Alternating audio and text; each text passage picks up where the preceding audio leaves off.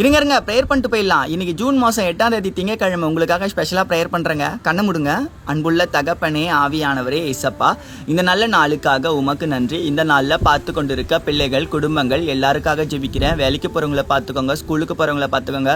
ஆண்டவரே, வீட்டில் இருக்க தாய்மார்கள் எல்லாருக்காக ஜெபிக்கிறேன். ஏசப்பா, எல்லாருமே கரம் இருப்பதற்காக நன்றி செலுத்துகிறேன். எல்லாரையும் ஆசீர்வதிங்க. பெரியவர் முதல் சிறியவர் வரை எல்லாருமே கரம் இருந்து ஒவ்வொருவரும் பேராய் ஆண்டவரை எல்லாரையும் ஆசீர்வதிக்க வேண்டுமாய் கூட ஜெபிக்கிறேன். பாதுகாத்துக் கொள்ளுங்க ஏசப்பா. வீட்டை விட்டு வெளியே போகும்போது பைபிள் படிக்க, ப்ரேயர் பண்ண அந்த ஞானத்தை பிள்ளைகளுக்கு கொடுப்பதற்காக நன்றி செலுத்துறேன் ஏசப்பா. விசேஷ விதமாக இந்த நேரத்தில் கூட இன்ஸ்டாகிராமில், யூடியூப்ல, ஃபேஸ்புக்கில் பல இடங்கள் பிள்ளைகள் ஜெப குறிப்பு கொடுக்குறாங்க ஏசப்பா.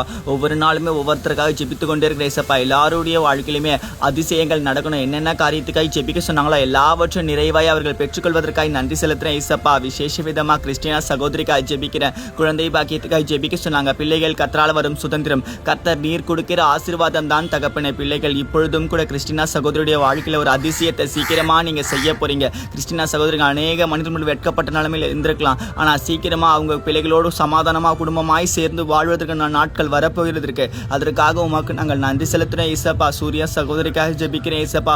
மகள் சொன்ன ஜெப குறிப்பை நீங்க நினைத்தாருலங்க. மகளுடைய கடன் பிரச்சனைகள் எல்லாம் மாறணும். இந்த நேரத்தில் கூட ஆண்டவரே மகளை ஆசீர்வதிங்க. மகளுடைய சூழ்நிலையை மாற்றுங்க. அண்ணா, எனக்கு கணவர் இல்லை, எனக்கு பிள்ளைகள் இருக்காங்க, நான் இப்படி நடத்த போறேன்னு எனக்கே தெரியல. எனக்கு நல்ல வேலை வேணும், நல்ல குடும்பம் வேணும், நல்ல ஆசீர்வாதமான வாழ்க்கை வேணும். தேவன் எனக்கு அதை நீங்க தரணுன்றதை ஜெபிங்கன்னு சொன்னாங்க ஏசப்பா. இன்னமும் அந்த மகளை நம்ம கரத்தில் ஒப்பு கொடுக்குறேன். மகளை நீங்க பலப்படுத்துங்க. மகளுடைய வாழ்க்கையை சாட்சியாகவும் மாற்றுங்க தகப்பனே. மகளை எந்த மனிதர்களும் வெட்கப்படாதபடி காத்துக்கொள்ளுங்க. இன்னைக்கும் பார்க்கிற பிள்ளைகள் ஏதாவது மனிதர்களுடைய வெட்கப்பட்ட சூழ்நிலை காணப்படலாம். கடன் பிரச்சனையில மாட்டிக்கொண்டிருக்கலாம், வியாதியில மாட்டிக்கொண்டிருக்கலாம் ஏசப்பா.